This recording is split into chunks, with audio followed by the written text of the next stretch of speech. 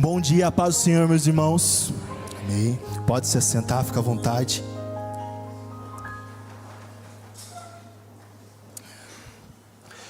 Bom, para quem não me conhece, eu sou o Mateus Salvador.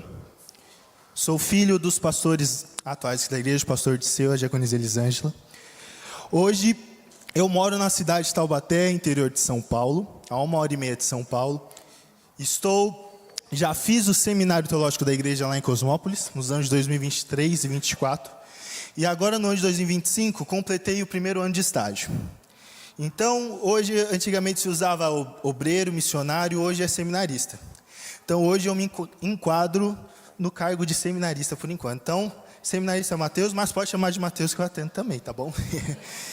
E como foi me dada a missão, hoje o tema para refletirmos, ouvimos o que o Senhor tem a ministrar ao nosso coração, tem assim: você quer ser um discípulo de Cristo?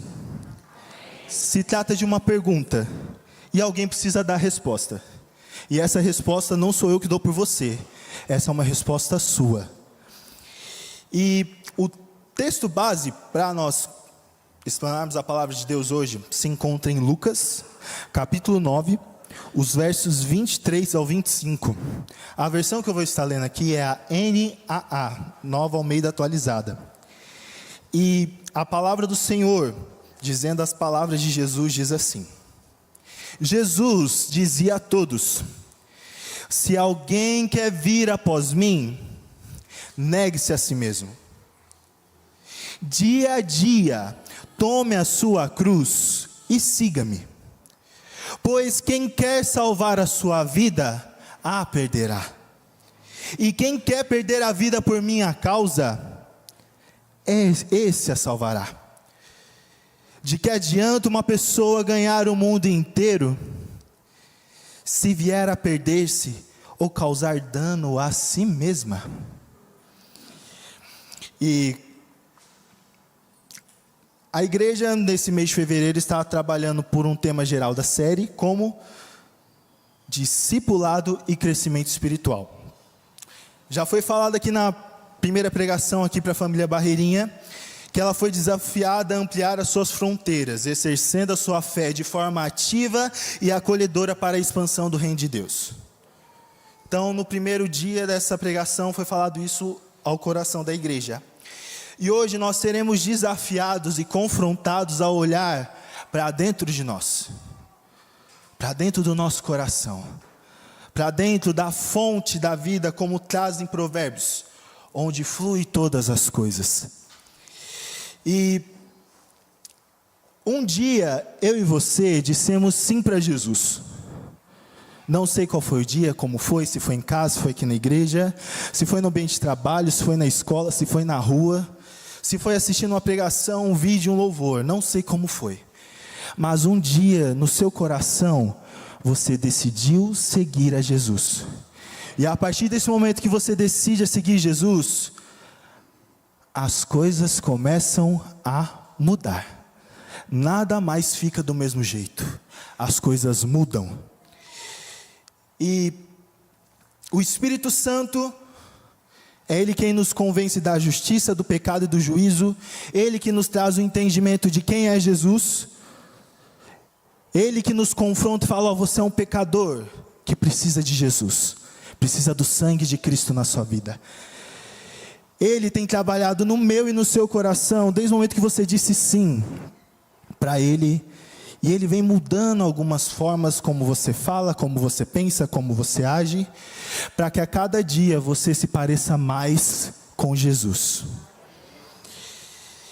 E como está sendo falado sobre discipulado e crescimento espiritual, estamos falando do relacionamento entre o discípulo e o mestre, entre o aluno e o professor. E eu gostaria de trazer uma informação para vocês, histórica. A primeira escola brasileira com formação educacional, ela foi fundada ainda no século 1500. Como é tratado nas escolas, foi o descobrimento do Brasil. Então, ainda naquele século, o Brasil ainda estava se estruturando, estavam conhecendo o nosso país. E no ano de 1549, na cidade de Salvador, no estado da Bahia, nasce a primeira escola liderada por padres jesuítas, liderado por um padre que é conhecido tem uma via com o nome dele, Padre Manuel da Nóbrega. E o objetivo deles era catequizar os povos indígenas e os filhos dos colonos. Então essa instituição deu início à educação formal no Brasil, do qual hoje a gente é resquício desses primeiros irmãos ali na frente que começaram e abriram a parte da fronteira, da parte educacional no Brasil. E era uma junção combinado ensino religioso e disciplinas básicas. E com essa com essa informação a gente pode observar que a educação sempre está presente na história do nosso país. Mateus, por que você está falando isso? Para te chamar a atenção e para te trazer uma outra forma de ver que quando Jesus veio a essa terra, em grande parte do seu ministério, ele foi chamado de mestre, foi chamado de professor. E eu e você somos alunos desse grande professor. Hoje, a gente não tem Jesus fisicamente, como 2000 anos atrás, a humanidade teve a oportunidade de ver o Deus encarnado, andando, comendo, falando, chorando, rindo. Mas a gente tem algo especial, Ele mora dentro de nós. E Jesus, Ele passou por todo o processo educacional da sua época. Então ele passou pelas fases ali da sua adolescência, tanto é que no próprio livro de Lucas, há um relato de que Jesus está discutindo com os mestres da lei no templo. Então Jesus, por ser o Deus, eu imagino como era a cabeça dele, né? Tanta informação, sabendo de todas as coisas ali, discutindo sobre algo que ele estava presente quando formou, mas ele estava ali conversando com pessoas mais velhas que ele sobre a lei, sobre a palavra de Deus, sobre os profetas. E aos 30 anos, Jesus inicia o seu ministério. E ao iniciar o seu ministério, Jesus ali, dando uma pesquisada, 30 anos era uma idade considerável de maturidade para a época. Então, quando você alcançava os 30 anos, no quesito de mestre, de exercício da lei, para explicar a lei com profundidade, você tinha mais autoridade para falar sobre isso. E o ministério de Jesus se inicia quando ele tem os seus 30 anos. E ele se torna um rabi, um mestre, onde as multidões o seguem para ouvir o que ele tem a falar, para ouvir o que ele tem a dizer. E o texto que a gente leu no início do capítulo 9, é um capítulo longo. Depois, se você quiser ler lá, Lucas capítulo 9, e você vai ver que nesse capítulo acontece muita coisa. Ele inicia ali sobre Jesus enviando os 12 discípulos, aqueles alunos que andavam mais perto com o professor. Comiam com o professor, escutavam ele falar, estava junto. Jesus envia eles para uma missão. Jesus dá autoridade para eles, eles expulsam demônios e curam pessoas pela autoridade dada por Jesus. Então eles vão, cumprem essa missão, voltam para casa, relatam tudo para Jesus, aí Jesus fala, vamos para outro lugar, vamos para Betânia, ou Betínia. E de lá, a multidão fica sabendo, Jesus está indo para lá. Então as pessoas se aglomeram, se juntam e vão até onde Jesus estava. E naquele momento ali, Jesus começa a falar sobre o reino dos céus. Onde ali, quando você lê o Sermão do Monte, você vai ver que é uma instrução de como um cidadão do reino dos céus deve andar nesta terra. E conforme Jesus vai pregando, o povo sente fome. E ali acontece a primeira multiplicação de pães. Então a gente vê que é um capítulo onde está sempre em movimento. Uma hora está aqui, outra hora está lá. O ministério de Jesus, ele é dinâmico. E conforme ele vão andando, eles voltam. E a palavra de Deus diz que certo dia, Jesus está ali retirado para orar, os seus discípulos juntos. E ele faz uma pergunta que, quem é cristão há um pouco mais de tempo, conhece esse texto. Quem dizem que eu sou? Ele pergunta para os seus discípulos. E os discípulos vão dizer quem a multidão diz que ele é. Uns falam que é João Batista, outro fala que é um dos profetas, outros falam que é Elias, que voltou. Mas aí Jesus afunila a pergunta e faz ela para aqueles que estão andando com ele já há um tempo. Já ouviram a mensagem do reino dos céus, estão vendo a forma dele de agir, os milagres e as maravilhas. Agora, quem vocês dizem que eu sou? E naquele momento, o Espírito Santo permite com que Pedro seja iluminado com a resposta. E ele diz: tu és o Cristo. E ali Jesus fala para eles: não falem para ninguém ainda que eu sou o Cristo. Calma. Tem muito chão para a gente andar ainda, parafraseando. Mas ali Jesus prediz como vai ser a sua morte. Ele fala dos mestres da lei e que ele precisa morrer, mas que ao terceiro dia ele vai ressuscitar. E chegamos no ponto que a gente leu no início dessa mensagem, onde Jesus vai falar como um discípulo dele precisa andar, o que um discípulo de Jesus precisa fazer. E a fala de Jesus nos apresenta duas orientações para nós essa manhã. E a primeira delas é o discipulado verdadeiro segundo Jesus. Como eu disse aqui, o nosso maior discipulador da história é Ele. Em 3 anos e meio, as cidades ao redor ali de Israel, fora das fronteiras, ficaram sabendo quem era Jesus. O evangelho estava sendo proclamado, o reino dos céus estava sendo inaugurado na terra.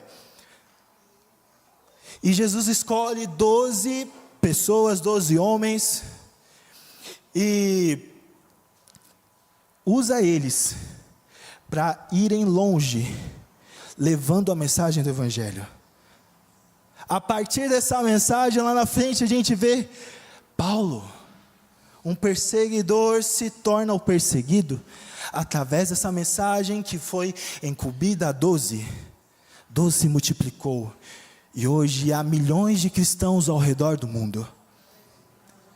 Então a gente vê que o discipulado deu certo aqui, teve eficácia. Foram 3 anos e meio andando junto, comendo junto, conversando, sendo confrontado, sendo corrigido. Pedro, após esse texto, influenciado por Satanás, fala: não, Jesus, não vou deixar você morrer. Aí Jesus fala: aparta-te de mim, Satanás. Em todo momento, Jesus cuida de quem está sendo discipulado por Ele. E o texto que a gente leu, ele traz 4 aplicações para a gente no subtópico. Primeiro, é uma escolha. Jesus disse a todos: se alguém quer vir após mim. Jesus não te empurra, não te puxa, vem. Você é obrigado a estar aqui do meu lado, você precisa estar aqui, estou pagando para você estar do meu lado.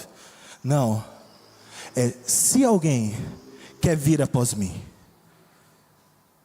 Acredite que no dia que você disse sim, você não foi obrigado. Você não foi pago para dizer sim. Mas você disse sim, porque você entendeu que precisava de algo além dessa vida. E você reconheceu que precisava de um Salvador. Que viver essa vida sem alguém para se apoiar é difícil.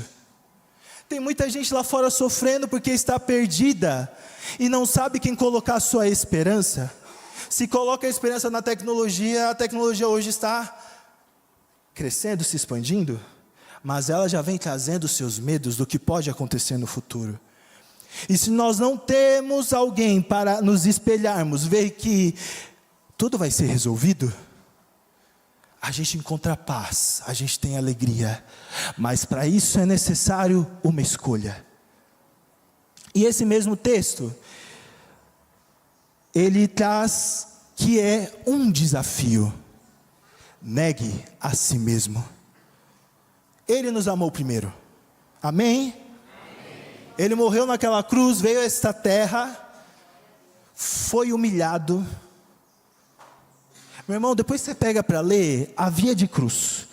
Desde o momento que Jesus é preso ali, com um beijo de traição de Judas, Lê ali, vê tudo que ele passou.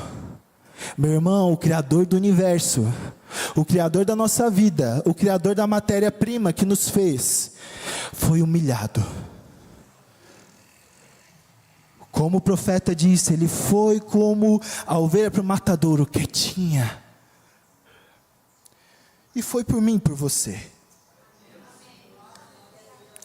E o nosso papel, quando eu e você aceitamos ele, é corresponder, é dizer sim.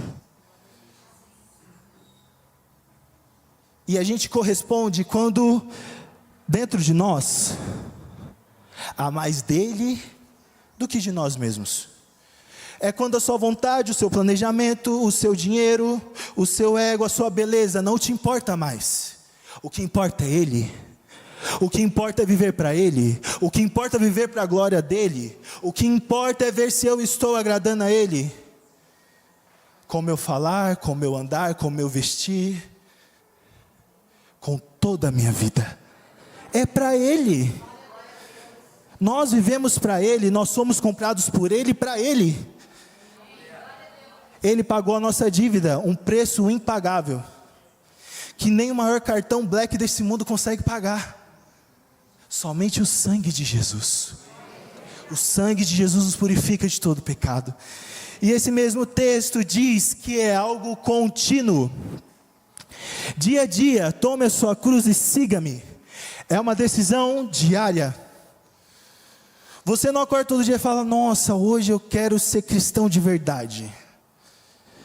Mas desde o momento que você abre os seus olhos, todo o seu corpo começa a funcionar. Você levanta, começa a fazer atividades da casa, ou as suas atividades do dia a dia, vai para o trabalho, vai para a escola, vai para a faculdade.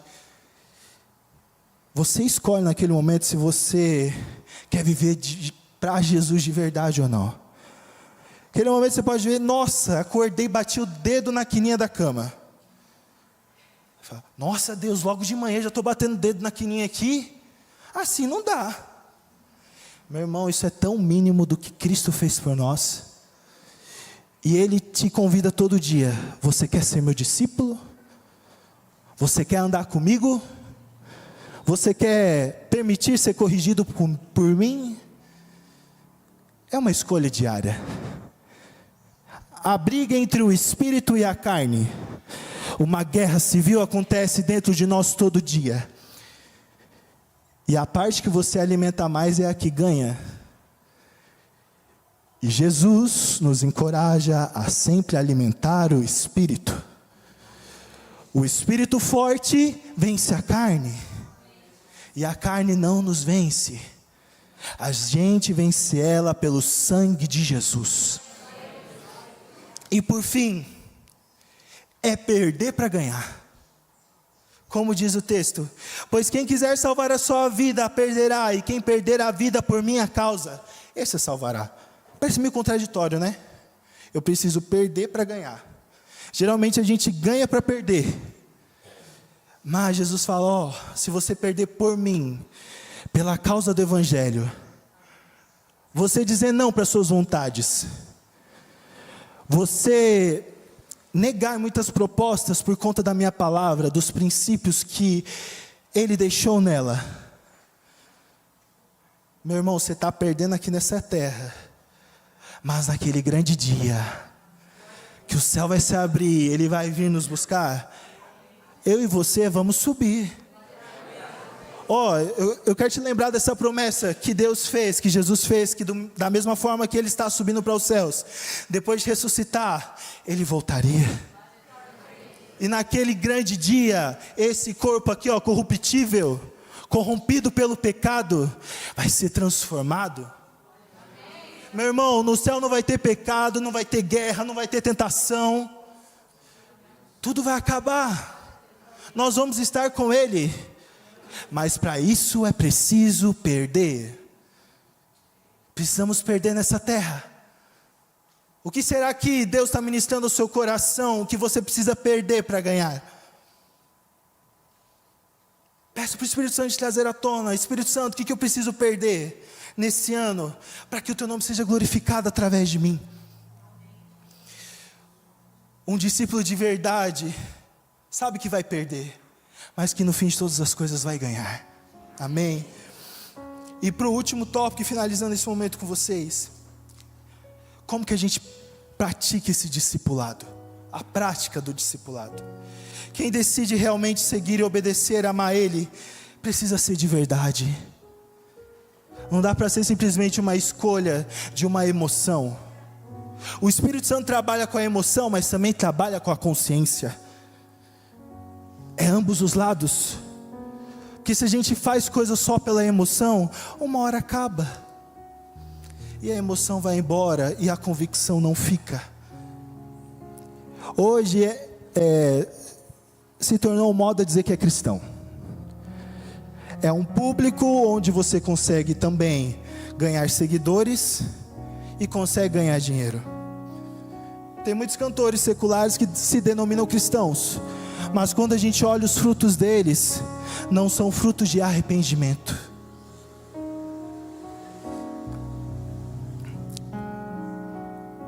E eu gostaria de perguntar: o seu coração, o seu planejamento, a sua vida, ela tem andado somente nessa terra? Sabendo que um dia você vai morrer, que você precisa deixar a sua família bem amparada, que você precisa deixar um legado? Ou você tem vivido sabendo que você não é daqui? Tudo isso aqui vai passar. Deus vai fazer nova todas as coisas. Mas eu te pergunto, onde o seu coração está? Está aqui nessa terra? No concreto? Está nos planos, no que eu posso conseguir aqui? Ou está lá? Onde está o seu coração? Onde está o coração do verdadeiro discípulo? Está com o mestre ou está distraído? E a vida com Jesus, ela é um eterno aprendizado. E a gente não pode deixar de crescer. No Evangelho de João diz assim, no capítulo 15: eu sou a videira verdadeira e o meu pai é o lavrador. Todo ramo estando em mim não der fruto, ele corta, e todo que dá fruto ele limpa, para que ele produza mais fruto ainda. A prática do discipulado é permitir ser podado e cortado por Deus. Para o quê? Para que possamos crescer e produzir mais frutos. O que está precisando ser cortado da sua vida? Qual o ramo aí que o Espírito Santo está insistindo com você para arrancar? E você, não, deixa aqui mais um pouco. Não, Deus, deixa aqui, resolve depois, deixa para depois. Vamos resolver as situações do agora, as minhas necessidades, e depois você corta esse ramo aqui. Meus irmãos, para crescermos como discípulos e como igreja, precisamos deixar o Espírito Santo nos podar. Podar os ramos. Tirar tudo aquilo que está nos atrapalhando de viver a vontade dEle. De viver para Ele 100%. Não só algo de sábado, domingo, PG, culto de quarta. É todo dia.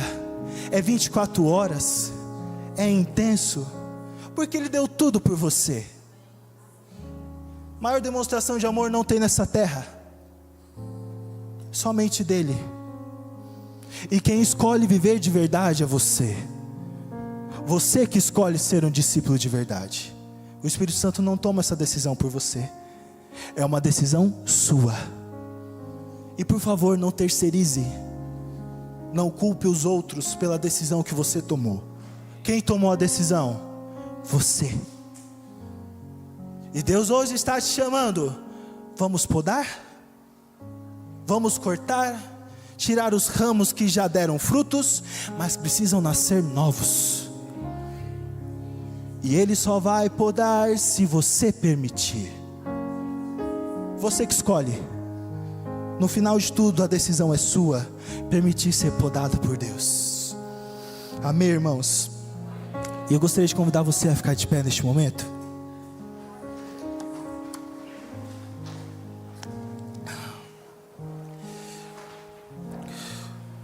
Um grande avivalista chamado Billy Graham tem uma frase que diz assim: